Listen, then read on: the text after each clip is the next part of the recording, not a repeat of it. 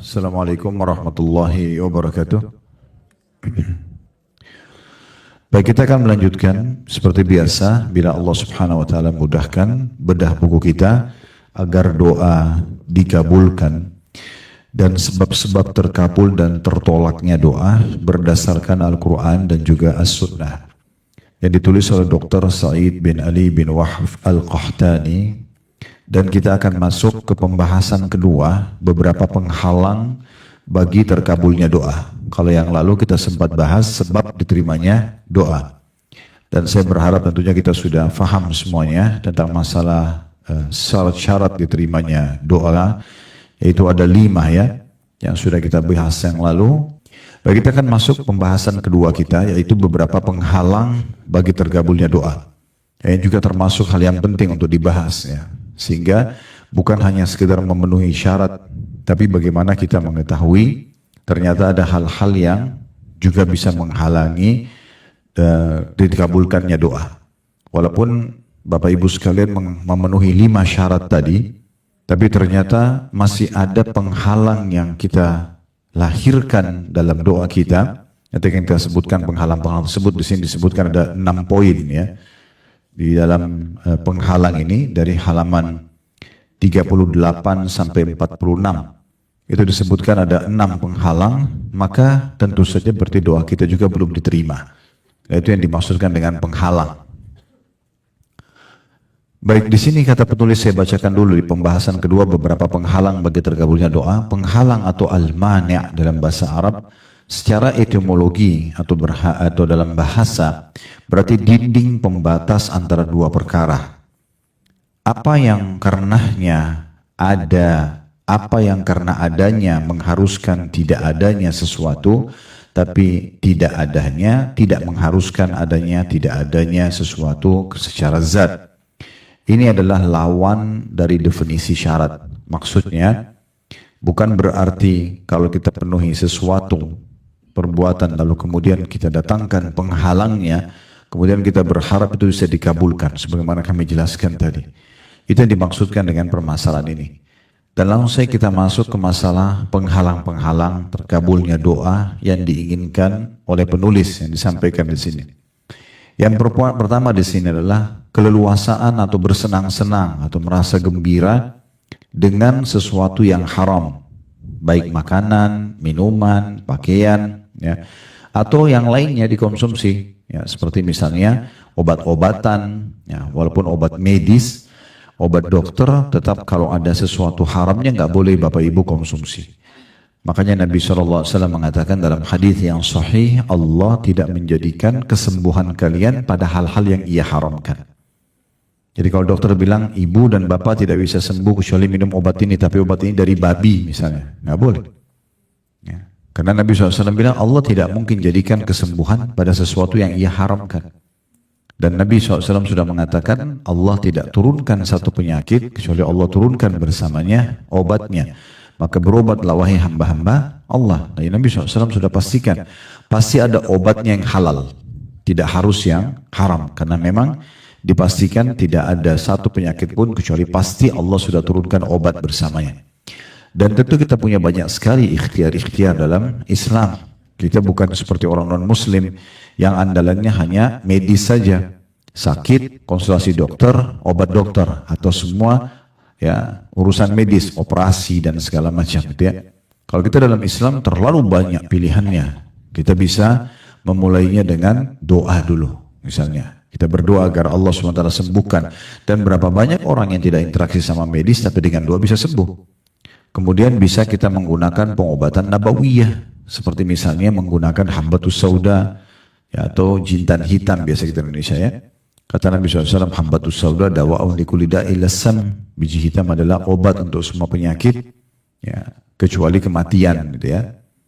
Jadi ibu-ibu misalnya kalau lagi masak nasi bisa ditaburin jintan hitam ya, sayuran misalnya ya, jadi digunakan. Atau kita bisa ambil beberapa butir, 2-3 butir, itu diisap-isap, itu manfaatnya besar sekali. Nah mungkin penelitian sudah cukup banyak berhubungan dengan masalah itu. Juga kata Nabi SAW, kesembuhan pasti terjadi pada 3. Lalu disebutkanlah mengkonsumsi madu, Itu kata Nabi SAW, ini pasti bisa menyembuhkan gitu ya. Jadi jangan kita tinggalkan masalah ini. Kita konsumsi madu itu bagian daripada kesembuhan. Jadi sebelum medis pun sudah banyak ikhtiar yang Islam tawarkan gitu ya. Kemudian juga ada kai itu pengobatan dengan besi panas yang biasa dikagetkan tubuh. Ini biasa kalau orang stroke. Walaupun Nabi SAW menyarankan dalam hadis yang lain, kita dianjurkan agar kai dijadikan pengobatan terakhir. Ya. Tetapi ini contohnya, kita ada dalam Islam solusi-solusi dulu ya. Kemudian juga kita ada introspeksi diri dari pelanggaran-pelanggaran agama. Berapa banyak orang yang diuji dengan penyakit karena dosanya. Ya, maka dengan dia beristighfar kepada Allah, dia taubat bisa sembuh dosa-dosanya. Banyak orang yang kena penyakit, pergi umroh, berdoa depan Ka'bah, tulus taubatan nasuha kepada Allah, lalu Allah sembuhkan. Banyak sekali orang seperti itu. Nah baru kemudian ada ikhtiar juga ruqyah syar'iyah, membaca ayat-ayat Al-Quran, membaca doa-doa yang diajarkan Nabi SAW, ada yang sambil memegang tubuh misalnya. Baru kemudian pengobatan medis. Jadi cukup banyak ya. Nah ini juga dalam masalah makanan, minuman, kita dianjurkan fokus kepada yang halal. Jadi nggak apa-apa Bapak Ibu kritis masuk ke sebuah restoran tanya ini halal atau tidak ya. Jadi jangan karena hanya kena viral lalu kita main makan ya, lalu ikut-ikutan sama orang, nggak bisa. Karena nanti salah satu penolak doa itu adalah atau penghalang diterimanya justru makanan minuman yang haram. Masuk dalam masalah ini juga pakaian, ya, pakaian-pakaian yang haram ini juga bisa ya menjadi penolak doa tersebut. Baik, kita dengarkan bagaimana dalil tentang penghalang pertama ini sehingga doa tidak diterima, yaitu makanan, minuman, pakaian, dan obat-obatan yang haram. Hadisnya dari Abu Hurairah radhiyallahu anhu, beliau berkata bahwasanya Rasulullah sallallahu alaihi wasallam bersabda yang berbunyi, ayuhan nas innallaha tayyibun la yaqbalu illa tayyiba wa innallaha amara al-mu'minina bima amara bihi al-mursalin faqala ya ayyuhar rusulu kulu minat tayyibati wa'amalu saliha inni bima ta'amaluna alim. Wa qala ya ayyuhal ladhina amanu kulu min tayyibati ma razaqnakum. Thumma dhakara ar-rajulu yutilu as-safara ash'athu akbar yamuddu yadayhi ila as-sama'i ya rabbi wa mat'amuhu haram wa mashrabuhu haram wa malbasuhu haram wa gudhiya bil haram fa anna yustajabu lidhalik. Fa'anna yustajabu lidzalik, yang artinya wahai sekalian manusia, kata Nabi SAW, sungguhnya Allah itu maha baik. Makna daripada tayyib Bapak Ibu sekalian itu bisa bermakna baik, sempurna, bersih, semua itu bisa masuk dalam makna tayyib ya. Allah itu tayyib, maha baik, maha sempurna, maha bersih, maha rapi ya, dan tidak menerima kecuali sesuatu yang baik pula, yang tayyib pula. Sesungguhnya Allah memerintahkan orang-orang beriman dengan sesuatu yang dia perintahkan kepada para rasul sesuai dengan firman-Nya yang artinya, hai rasul-rasul, makanlah dari makanan yang baik-baik dan kerjakanlah amal yang soleh. Sesungguhnya kata Allah, aku maha mengetahui apa yang kamu kerjakan. Terjemahan surah Al-Mu'minun ayat 51. Kemudian juga firman Allah Subhanahu wa taala dalam surah Al-Baqarah 172, hai orang-orang beriman, makanlah dari antara rezeki yang baik-baik yang kami berikan kepadamu. Kemudian Rasulullah SAW menyebutkan tentang seseorang laki-laki yang bepergian jauh dengan rambut kusut dan juga berdebu, lalu menengadahkan kedua belah tangannya ke langit sembari berdoa, wahai Tuhanku, sedangkan makanannya haram, minumannya haram, pakaiannya haram, dan diberikan makan dari sesuatu yang haram, maka bagaimana mungkin dikabulkan doa itu untuknya? Hadis ini kita bedah dulu, Bapak Ibu sekalian, kita coba korek faedahnya. Yang pertama, adanya penyebutan sifat Allah, bahwasanya Allah itu maha suci, maha sempurna ya. Dan Allah membuat kita pun sebenarnya mengarah ke sana. Walaupun kita tidak mungkin sempurna seperti Allah SWT, tidak mungkin. Tapi contoh Allah misalnya mau kita berpakaian yang sempurna.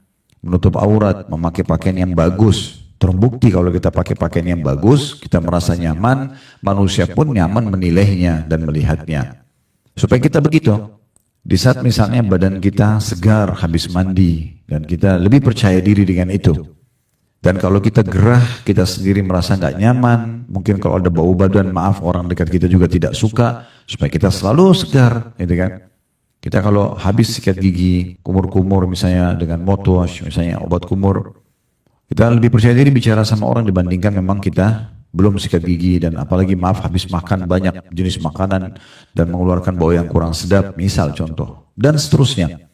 Mata kita itu suka melihat penataan yang rapi. Kenapa ada orang tinggal di Jakarta, tapi juga tetap weekendnya nginap di hotel di Jakarta? Apa yang dia beli dari hotel itu? Padahal sama saja. Sama-sama pindah dari tempat tidur ke tempat tidur. Bahkan hotel itu lebih kesannya ruangan, kamarnya yang dibeli. Karena dia beli suasana rapinya. Yang dijual oleh hotel tersebut adalah suasananya. Rapi penataan kamarnya, penataan hiasannya, meja kerjanya, lighting lampunya misalnya, apalah gitu ya. Mungkin ditambah dengan itu interior, eksteriornya juga mungkin dengan taman-taman yang rapi. Kenapa? Karena memang fitrahnya manusia, secara alami mereka suka itu. Dan secara alami manusia itu tidak suka sebenarnya berantakan. Kecuali dia memang membiasakan diri dalam keberantakan itu. Ya. Sehingga dia terbiasa dengan bau yang kotor, terbiasa dengan berantakan. Tapi itu umumnya orang pasti tidak suka.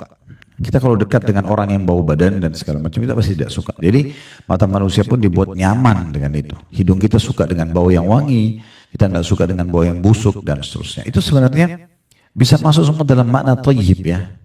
Ya, berarti bagus gitu ya. Allah itu sempurna. Makanya Allah menciptakan alam semesta dengan kesempurnaan, menciptakan manusia dengan kesempurnaan. Tadi memberikan fitrah alami itu. Dan Allah menjanjikan di surga, kalau Bapak Ibu baca terutama dua surah ini, surah Ar-Rahman dan Al-Waqi'ah, surah yang berdekatan, Ar-Rahman dulu baru Al-Waqi'ah. Di situ dirincikan dengan sangat detail masalah surga, permadaninya, istanahnya, pelayan-pelayannya. Dan kalau kita baca hadis-hadis tentang masalah surga, itu semuanya sempurna. Taman-tamannya bagus, pelayan-pelayannya, bidadari-bidadari cantik dan gagah, baju-baju mereka bagus, dipan-dipannya, wah semuanya sangat bagus gitu ya. Kenapa itu yang dijanjikan? Karena memang itu semua thayyib, ya, itu semua bagus dan berkualitas. Jadi Allah itu sempurna dan Allah tidak terima kecuali itu juga. Jadi kalau yang ugal-ugalan, asal-asalan itu semua tidak diterima oleh Allah Subhanahu Wa Taala. Apalagi kalau dasarnya kotor, ya. Kotor, jorok, itu semua tidak akan diterima oleh Allah Subhanahu Wa Taala. Dia sholat tapi najis misalnya, nggak diterima. Setetes kencing saja sudah batal sholatnya, batal wudhunya, nggak diterima sholatnya. Misal contoh, nah semua itu. Makanya kita ambil pelajaran pertama kalau Allah itu maha sempurna dan Allah menginginkan kita orang-orang beriman juga menuju ke sana. Dan selalu kita lihat makanan itu yang diperintahkan kita konsumsi digabungkan antara dua syarat, halalan, thayyibah. Halal itu dibolehkan, perhatikan thayyibah. Ini kan dikatakan Allah itu thayyib. Ya, kita disuruh makan thayyib yang berkualitas. Kalau kita, saya pernah kasih contoh tuh, masuk ke toko buah, ada anggur 200.000 kualitas A, ada anggur 100.000 kualitas B, kita punya kemampuan beli yang kualitas A. Kan masalah. Yang penting sesuai dengan kebutuhan, bukan keinginan dalam Islam ya. Kalau kita butuh rumah, silakan beli rumah yang terbaik, kendaraan yang terbaik, pakaian yang terbaik, makanan, minuman semua yang terbaik. Kalau kita butuh. Tapi kalau untuk keinginan tidak bisa, kita tidak dianjurkan mengikuti keinginan, karena kalau ikuti keinginan tidak akan pernah selesai. Pasti tidak akan pernah selesai, pasti akan selalu tamak dengan dunia berlebihan, gitu ya. Tapi kalau kebutuhan silahkan dinikmati. Nah itu contoh-contohnya. Itu pelajaran pertama. Allah itu maha sempurna, ya, indah, ya, dan rapi, bersih, segala macam makna masuk dalam makna ini. Pelajaran yang kedua, Allah Subhanahu Wa Taala juga memerintahkan kita semua dimulai dari para rasul untuk begitu. Makanya tadi dibacakan Nabi SAW membacakan surah Al-Mu'minun, surah nomor 23 ayat 51. Hai sekalian rasul, makanlah dari makanan yang baik-baik, makanan yang thayyibat, yang berkualitas, ya, yang baik, yang sempurna. Lalu dikatakan, dan berbuatlah amal saleh. Sesungguhnya aku, kata Allah, mengetahui apa yang kamu kerjakan. Saksi bahasan di sini adalah Allah perintahkan juga kita ini menjadi orang-orang yang tayyib, penampilannya tayyib, makanannya tayyib, ya, tutur katanya tayyib, semuanya bagus, ya, semuanya sempurna. Itu yang diperintahkan. Kemudian juga diangkat firman Allah Subhanahu wa taala, ya ayyuhalladzina amanu kulu min thayyibati ma razaqnakum. Hai orang beriman, makanlah di antara rezeki yang baik-baik yang kami berikan kepadamu. Salah satu makna ayat ini adalah tidak boleh makan makanan basi, makanan expire, sudah rusak. Ayam itu halal, tapi kalau sudah basi, thayyibnya hilang.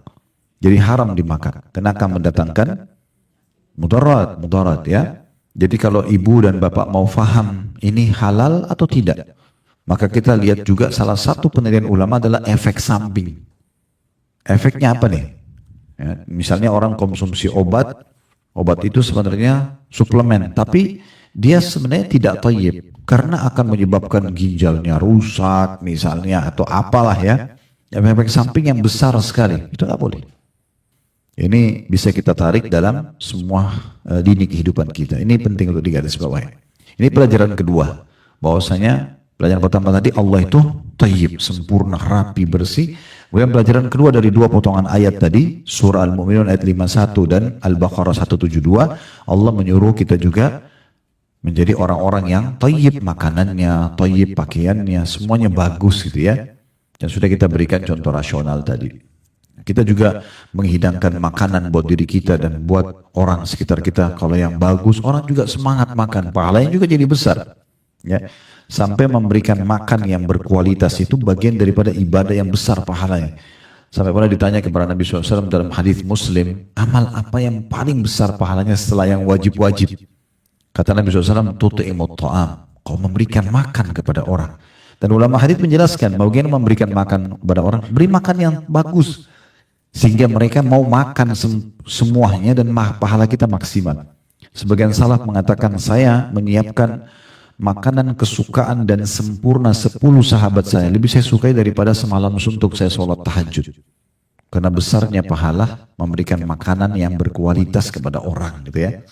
Nah, ini juga bagian daripada yang bisa dihubungkan dengan dua ayat ini. Jadi kita pun konsumsi yang baik, kita pakaian yang baik, kita silakan tempat tinggal yang baik, kendaraan yang baik, tapi ingat batasan dan perbedaannya adalah kebutuhan dan bukan keinginan. Karena kalau kita ikuti keinginan kita tidak akan pernah, lemari baju kita nggak akan cukup, karena beli terus. Alasannya kenapa? Diskon. Nah, diskon tidak akan habis sampai hari kiamat, ya. Jadi sesuai dengan kebutuhan saja. Butuh silakan, ya. Pelajaran ketiga ini jadi saksi bahasan kita di potongan akhir hadis. Nabi SAW menyebutkan ada orang yang diberikan ciri-ciri luar biasa di sini, ya. Bepergian jauh dalam kondisi rambutnya kusut. Dia ini ceritanya orang ini pengemis. Dia pergi jauh karena mengemis sana sini sampai membuat rambutnya kusut, badannya berdebu, ya. Lalu kemudian saking susahnya hidupnya dia pun menengadahkan, ya, mengangkat tangannya ke langit sambil mengatakan, wahai Tuhanku, seakan-akan dia bilang, berikan aku rezeki, aku miskin, aku susah, gitu, ya. Minta sama Allah. Nah, ini penghalangnya. Kata Nabi SAW, bagaimana diterima dari dia? Sedangkan ini penghalangnya, makanannya haram, minumannya haram, pakaiannya haram. Dia sendiri kalau makan, minum, ya, dia cari dari yang haram. Dan juga dia diberi makan dari sesuatu yang haram. Bagaimana mungkin dikabulkan untuknya? Perhatikan potongan terakhir ini penting, ya. Yang kata Nabi SAW, dan dia diberi makan dari yang haram. Di sini ada sebuah hukum keluar.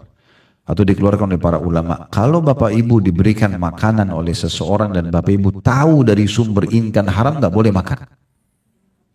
Kalau kita tahu sumbernya dia income-nya haram. Maaf, dari pelacuran, dari riba, ya.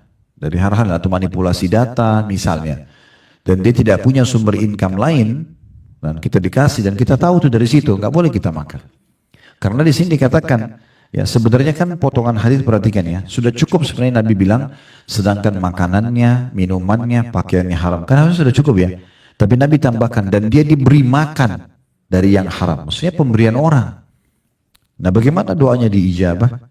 Jadi harus hati-hati. Tapi kalau bagaimana hukumnya. Bagaimana hukumnya kalau seandainya ada orang kasih kita nggak tahu? Itu nggak apa-apa, itu hukum umum namanya. Kembali kepada hukum umum, ya. Kita tidak tahu maka boleh kita konsumsi. Baca bismillah nggak masalah. Tapi kalau kita jelas tahu sumbernya dia ini haram, jangan dikonsumsi. Nggak boleh. Ya.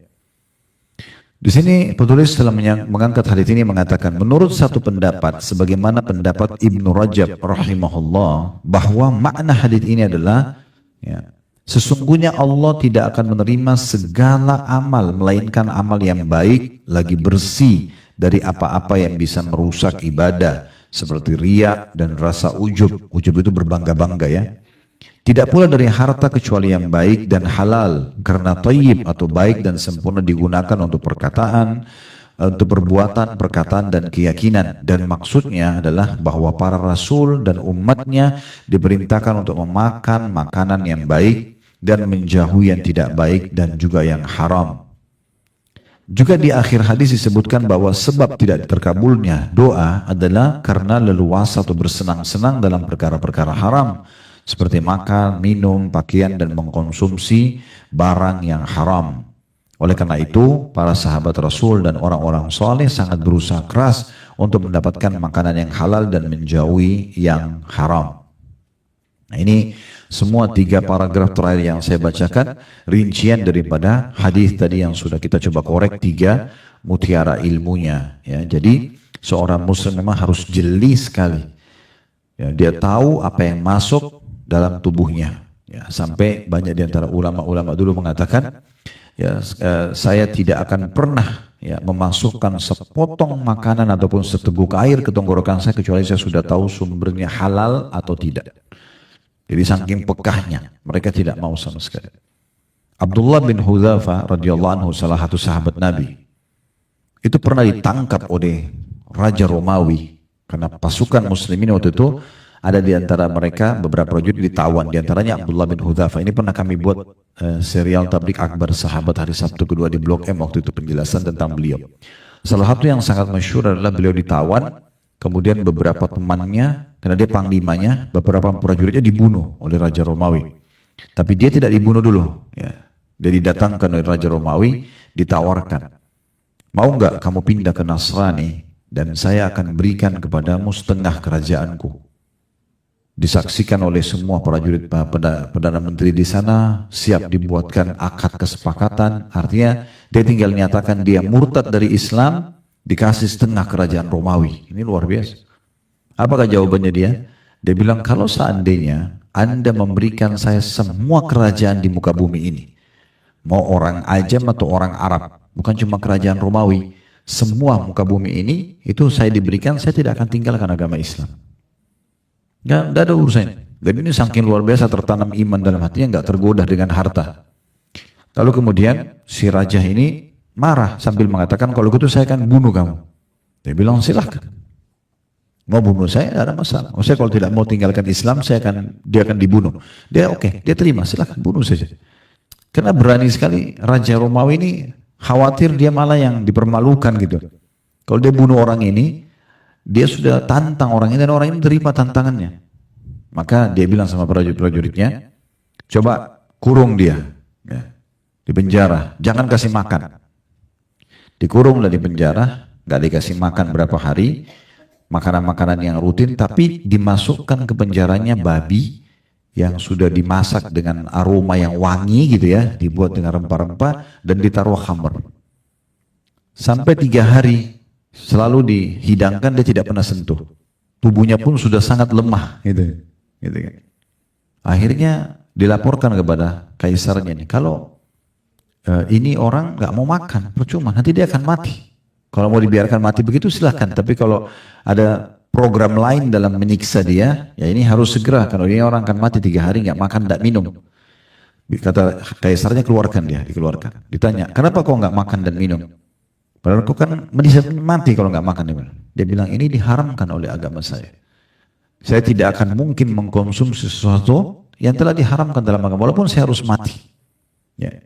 Dan saya juga tidak akan membiarkan Anda ini akan menghina agama saya. Ya, seakan-akan nanti tuh lihat orang Islam ternyata kalau kepepet makan juga yang haram. Enggak, saya lebih baik pilih mati. Ini luar biasa imannya gitu kan. Ini sahabat Nabi. Maka Kaisar mengatakan, datangkan prajuritnya. Didatangkan satu bejana besar, dimasak air mendidih sampai panas sekali. Kemudian didatangkan prajurit muslim, didorong. Begitu dimasukkan ke dalam air panas itu, keluar tinggal tulang belulang dalam hitungan detik saja karena panasnya. Lalu di Abdullah bin Hudzafah ini disuruh digiring ke sana. Begitu digiring, dia menangis. Abdullah bin Hudzafah menangis gitu. Kata prajurit-prajuritnya pada Kaisar, dia nangis. Kata dia, coba datangkan, mungkin dia sudah mau tinggalkan agamanya. Begitu ditanya, kenapa kau menangis? Dia bilang, saya menangis karena saya cuma punya satu nyawa. Saya berharap punya ribuan nyawa yang kalau mati, hidup lagi, dilempar lagi, biar mati terus dalam agama. Demi untuk agama. Kaisar putus asa, ini orang udah nggak bisa diganggu imannya. Kata Kaisar, saya bisa bebaskan kamu, tapi dengan syarat kau cium kepala saya. Nah, orang-orang di masa dulu itu kalau cium kepala itu penghormatan, ya. Kata Abdullah bin Hudzafah, syaratnya ada. Saya akan cium, tapi dengan syarat semua tawanan muslim dilepaskan. Kata Kaisar, baik. Dicium kepalanya sama dia, kemudian dibawa pulang semua tawanan muslim, ya, dan juga dia diberikan banyak hadiah. Banyak sekali, pakaian-pakaian bagus, berikan harta sampai dia pulang. Waktu Umar bin Khattab tahu ceritanya, Umar bin Khattab mengatakan itu di masa kerajaannya dia. Dia bilang pantas bagi setiap muslim untuk mencium kepalanya Abdullah dan saya akan memulainya. Maka dia pun mencium kepalanya Abdullah. Tapi kita bisa lihat bagaimana kokohnya seorang muslim. Walaupun harus mati, dia nggak akan makan yang haram. Kenapa? Kita yang masih sehat, masih banyak pilihan halal, masih nggak peduli. Jangan karena ini restoran Korea, restoran Jepang terkenal, lalu kita main makan tidak tahu halal atau tidak. Bukan tidak boleh, tapi harus kritis, halal gak? Kalau sudah ada sertifikasi halal silakan, gak ada masalah. Kan gitu. Jangan hanya karena viral main makan, berbuat nanti sebentar berdoa nggak akan diterima. Gitu. Apalagi kita tidak tahu efeknya. Toh juga kan kita pahami begini ya, Bapak Ibu sekalian. Makanan itu kan cuma di ujung lidah. Ya, kalau rasa, kita bicara rasa. Saya nggak bicara nutrisinya, vitaminnya, karena macam-macam makanan masing-masing punya kelebihan vitamin ya. Ada yang dominan vitamin A, vitamin B, vitamin D dan segala macam. Oke. Tapi kita bicara rasa. Di mana rasa itu? Di lidah, ujung lidah saja. Kan gitu. Kalau kita rasa ini pedas, ini asin, ini enak, itu ujung lidah. Kalau sudah lewat ukuran sepertiga jari kita ke tenggorokan, kita sudah nggak tahu yang mana ajam, yang mana tempe, yang mana sambal enak atau tidak. Udah nggak ada urusannya. Jadi jangan kena urusan ujung lidah saja ini, nafsu di sini, lalu kita masuk kepada sesuatu yang haram. Ya. Coba direnungi baik-baik gitu ya. Itu nggak ada manfaatnya kalau kita harus paksakan diri ke situ. Karena banyak orang tidak peduli, main sembarangan saja, konsumsi ini dan konsumsi itu. Ini juga sekaligus saya sampaikan, walaupun dia cuma korelasinya kecil sekali, ya, karena bukan masalah haram atau halalnya.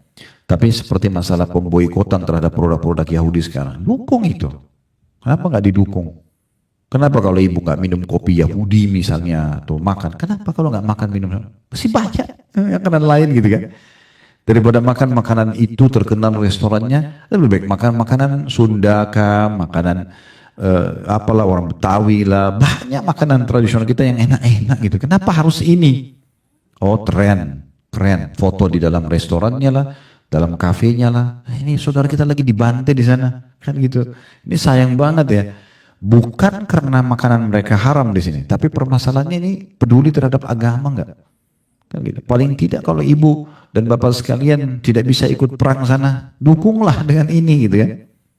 Dan kita masih banyak makanan-makanan yang sudah jelas halal, tradisional, enak-enak gitu ya. Makanan muslim, kenapa harus ke sana gitu.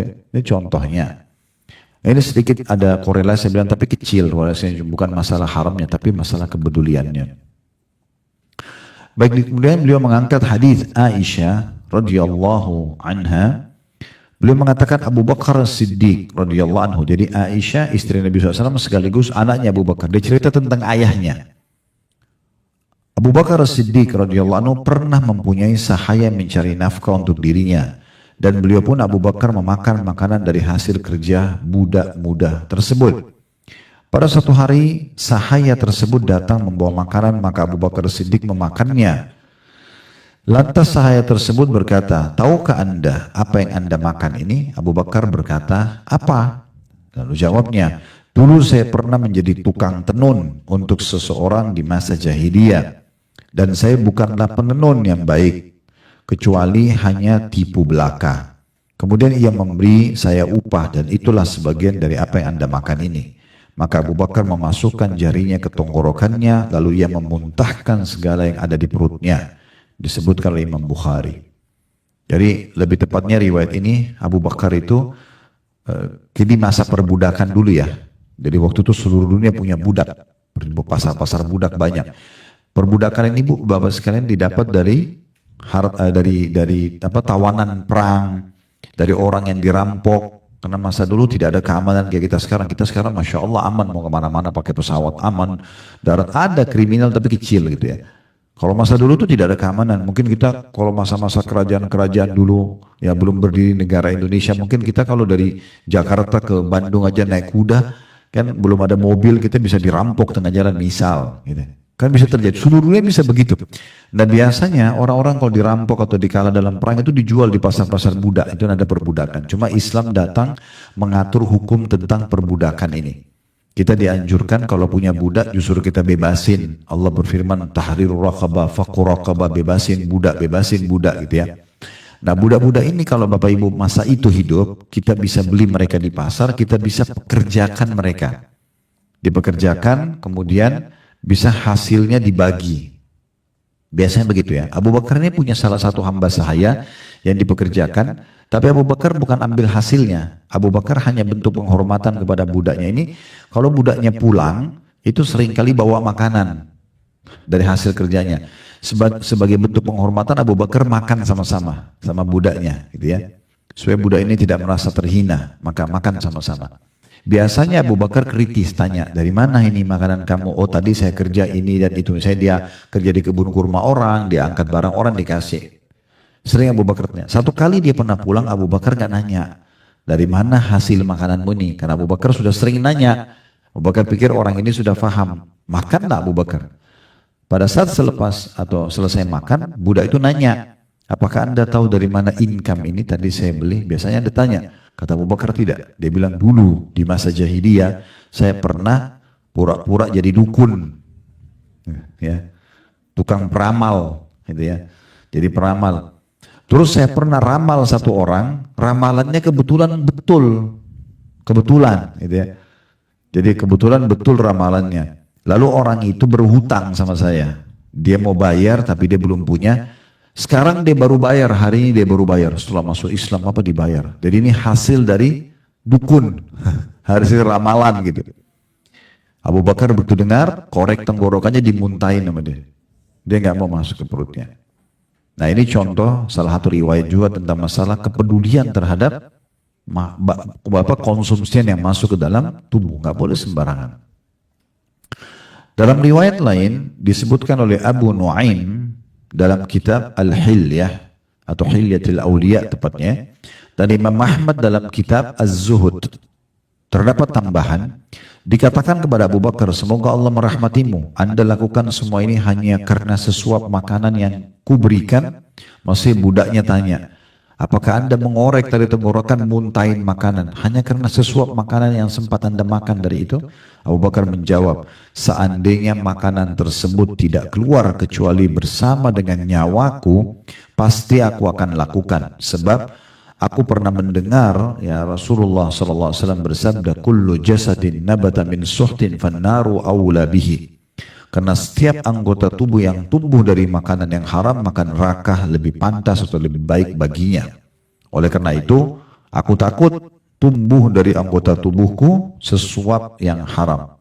Tentu di buku sini dipakai kata saya dan aku ya. Saya sengaja pribadi Bapak Ibu sekalian untuk memakai istilah aku aja, karena di sini dia sebutkan bersama nyawaku ya. Jadi supaya semakna atau sama saja retorika yang digunakan.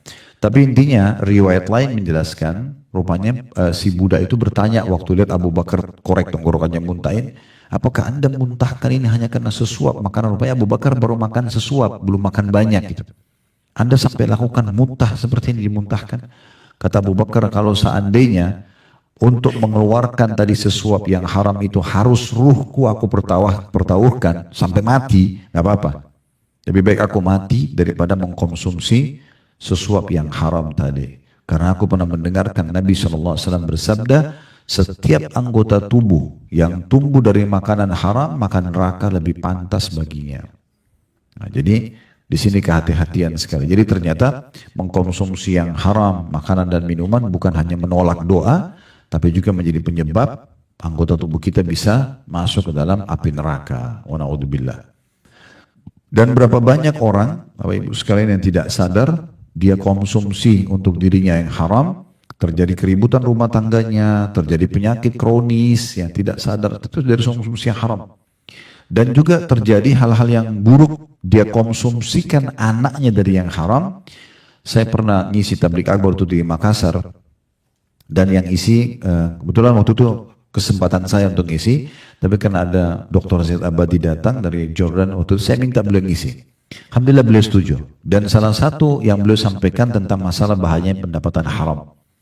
Dia bilang, dinukil sama dia beberapa perkataan ulama, bahwasanya berapa banyak orang yang lahir dari keturunan dia, dari anak-anak dia yang dia berikan konsumsi haram dari masih di perut sampai besar, itu menjadi pembunuhnya. Akhirnya anaknya bunuh, orang tuanya hanya kena kejar warisan. Itu kadang-kadang sumbernya dari masalah konsumsian haram. Anak-anak durhaka, tidak mau bakti, karena ada haram di badannya, gitu kan? Tidak mungkin kalau sesuatu yang halal itu lalu kemudian menghasilkan hal yang efek tidak baik, itu nggak mungkin. Anak-anak itu akan mudah hafal Quran, mudah dinasihatin, mudah sholat, mudah tutup aurat, itu karena memang juga konsumsian halal yang dia konsumsi. Makanya kita harus peka sekali dalam masalah-masalah seperti ini, karena energi yang kita gunakan kesana kan dari makanan dan minuman yang kita konsumsi. Ya. Di dalam hadis yang telah dibicarakan di awal, kata penulis bahwa lelaki dalam cerita Rasulullah SAW yang bersenang-senang memakan yang haram sebenarnya telah datang dengan 4 perkara yang semestinya merupakan sebab-sebab doa dikabulkan. Yang pertama, jadi maksudnya ingat tadi riwayat pertama ya, riwayat yang tadi orang yang safar, badannya lusuh, penuh dengan debu ya.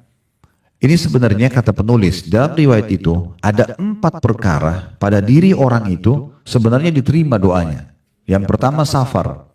Kan salah satu waktu mustajab itu pada saat safar. Nah orang itu lagi safar tuh diceritakan. Kata beliau ini berarti ada syarat dikabulkan doa sebenarnya dari orang tersebut. Yang kedua, pakaian dan keadaan yang memberikan kesederhanaan. Karena dia bajunya lusuh, berdebu. Ini berarti orang ini lagi susah. Ya. Dan Rasulullah SAW pernah bersabda, Rubba ash'athu madfu'in bil abwabi law aqsama alallahi la abarrah. Berapa banyak orang yang rambutnya kusut, berdebu, ditolak di depan pintu-pintu para pembesar dunia. Misalnya orang-orang yang punya kekayaan, bisa orang mengemis minta-minta, ditolak-tolak, tidak dikasih. Berapa banyak orang begitu keadaannya, rambutnya kusut, penampilannya susah gitu ya. Kotor karena memang dia nggak punya apa-apa, ditolak-tolak depan rumah orang. Tapi seandainya dia bersumpah dengan nama Allah, niscaya Allah akan tepati sumpahnya. Artinya bukan tolak ukur orang itu berantakan pakainya lalu tidak diterima oleh manusia lalu ditolak oleh Allah. Enggak, justru banyak di antara mereka yang bersumpah atas nama Allah lalu Allah kabulkan. Yang ketiga, menengadahkan tangan ke langit, mengangkat tangan ke langit. Ini juga salah satu sebab diterimanya doa gitu ya. Dengarkan hadisnya, ini hadis diriwayatkan oleh Abu Dawud dan juga Tirmidzi.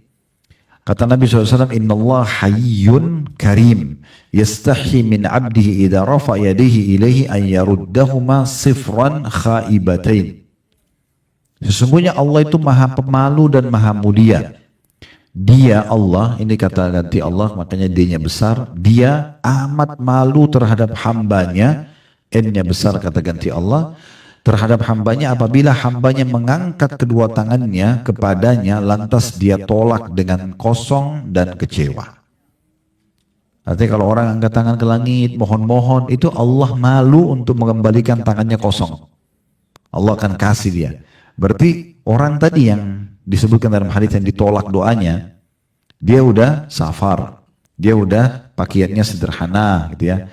dia dalam kondisi susah lagi, dia juga sudah menengadahkan tangannya ke langit. Ini tiga hal yang bisa mengundang doa diterima. Yang keempat kata beliau, memelas, mengulang-ulang permintaan dengan mengulang-ulang nama Allah, wahai Rabbku, wahai Rabbku. Dan ini merupakan bagian terpenting bagi terkabulnya doa. Namun bersama dengan keempat poin tadi, Rasulullah SAW mengatakan bagaimana mungkin doanya akan terkabul. Ini berbentuk pertanyaan yang tujuannya menggambarkan perasaan heran dan jauh dari kemungkinan dikabulkan. Maka hendaknya seseorang hamba yang muslim bertaubat kepada Allah Subhanahu wa taala dari segala maksiat dan dosa, mengembalikan apa-apa yang diambilnya secara zalim kepada yang berhak, sehingga bisa bebas dari penghalang yang amat besar ini yang dapat menghalangi terkabulnya doa. Jadi ini sebab pertama tertolaknya doa. Ya. Yang kedua, tergesa-gesa dan meninggalkan doa. Tergesa-gesa dalam ucapan doanya dan tergesa-gesa buru-buru ingin segera diijabah. Baru doa sekali langsung mau turun ijabahnya, gitu. Langsung dia mulai depan mata. Ya, dia mau instan, mau ekspres, ya. Nah, ini salah satu penyebab tertolaknya doa.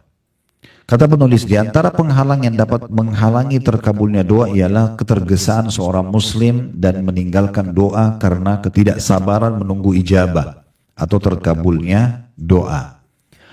Kata beliau selanjutnya, sungguh Rasulullah SAW telah menjadikan kedua perkara ini ke dalam kelompok penghalang terkabulnya doa, agar seseorang hamba tidak memutuskan harapan dari terkabulnya doa meskipun waktunya lama. Sesungguhnya Allah sangat suka mendengar rengekan hamba di dalam doa. Abu Hurairah radhiyallahu anhu meriwayatkan bahwasanya Rasulullah sallallahu alaihi wasallam bersabda, "Yustajabu li ahdikum ma lam ya'jal, fayaqul da'autu falam yustajab li." Doa seseorang di antara kalian akan dikabulkan selama ia tidak tergesa-gesa. Cirinya orang tergesa-gesa bagaimana? Dia berkata, saya telah berdoa tapi tidak dikabulkan. Dalam riwayat lain, maka dia pun meninggalkan doa. Ada footnote di situ ya, nomor 52 di bawah. Itu yang diriwayatkan oleh Imam Bukhari dan juga Muslim. Juga Abu Hurairah menukil hadis yang lain bahwasanya Rasulullah SAW bersabda, la yazalu yustajabu lil abdi ma lam yad'u bi ithmin aw qatiyati rahim ma lam yasta'jil. Qila ya Rasulullah mal istijal? Qala yaqulu qad da'utu wa qad da'utu falam ara yastajibu li fayastahsiru 'inda dhalika wa yad'u du'a.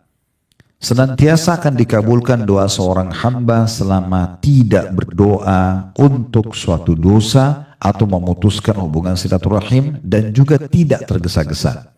Dalam hadis ini tiga langsung disebutkan syarat ditolaknya doa ya. Dia buat dosa atau dia minta dosa, maaf ya, dia minta uang, minta rezeki untuk berzina, untuk judi, itu Allah tidak akan kabulkan. Kemudian dia memutus silaturahim, durhaka pada orang tuanya, ada kerabatnya minta tolong, dia nggak bantu, putus silaturahim. Dan tidak tergesa-gesa. Tapi yang sedang kita bahas masalah tidak tergesa-gesanya. Rasulullah SAW ditanya, dan para sahabat seakan-akan sudah faham nih, dosa wajarlah orang melanggar dan tidak diterima doanya. Putus silaturahim wajarlah dia tidak peduli dengan keluarganya. Tapi tidak tergesa-gesa ini apa maksudnya? Maka Rasulullah SAW ditanya, ya Rasulullah, apa yang dimaksud dengan tergesa-gesa? Kenapa kok bisa tergesa-gesa masuk dalam penyebab tertolaknya doa?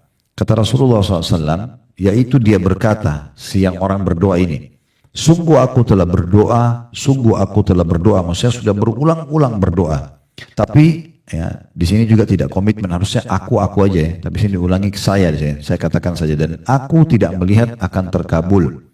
Maka ia merasa rugi dan gagal dari doa dan akhirnya meninggalkan doa tersebut.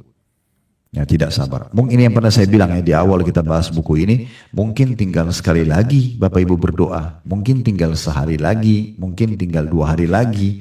Masa sabar seminggu tidak sabar lagi 2 hari misalnya. Masa sabar sebulan atau setahun tidak sabar 4-5 hari lagi, kan kita tidak tahu. Ya, seperti saya pernah kasih gambaran ya, itu kan supaya mudah difahami saja itu ya. Itu kita kalau lagi ngerasin volume radio di mobil ya, ada kan lampunya itu ya, dari 1, 2, 3 sampai pokoknya full.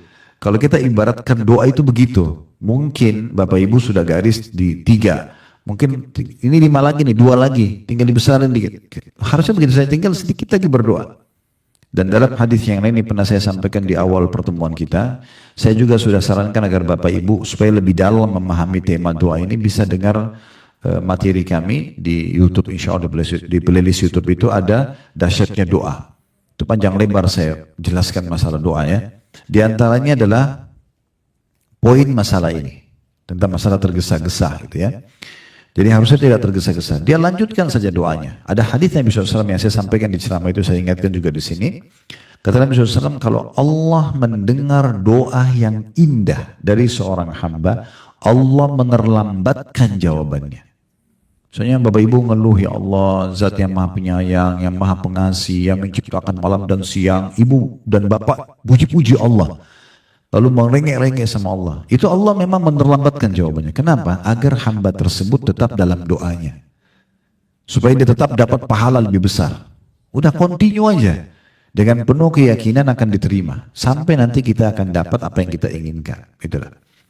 Nah jadi memang Allah menerlambatkan itu justru supaya dia tetap dalam doanya. Dan dalam hadis yang dikatakan, kalau seseorang hamba berdoa maka pasti diijabah. Hanya saja melalui salah satu dari 3 tahapan, bisa diberikan langsung pada saat itu.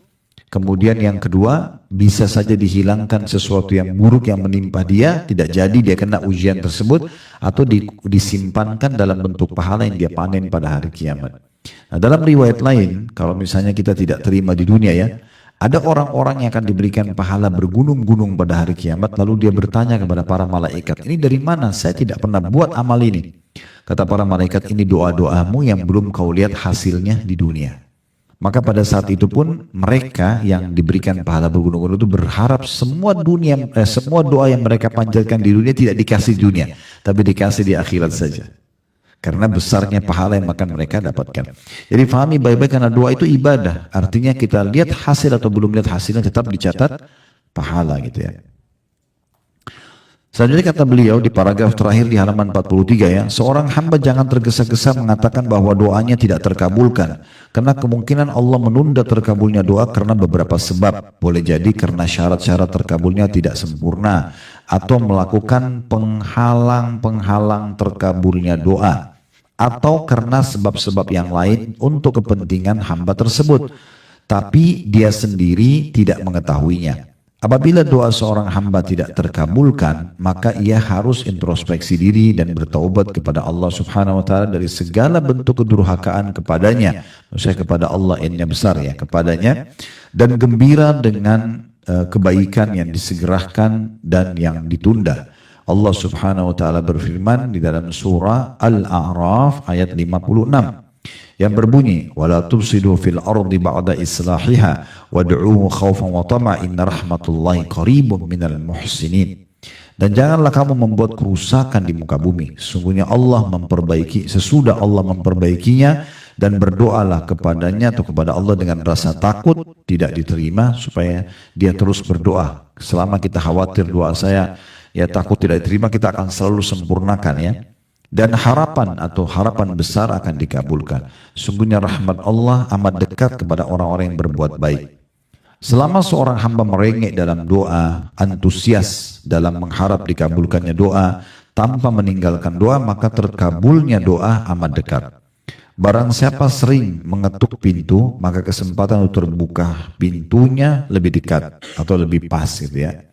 Jadi jangan putus asa ya, dan jangan pernah sangka buruk dengan Allah. Kenapa saya minta jodoh, saya minta pekerjaan, saya minta kesembuhan belum dikasih? Bukan belum dikasih, bukan tidak dikasih, belum saja.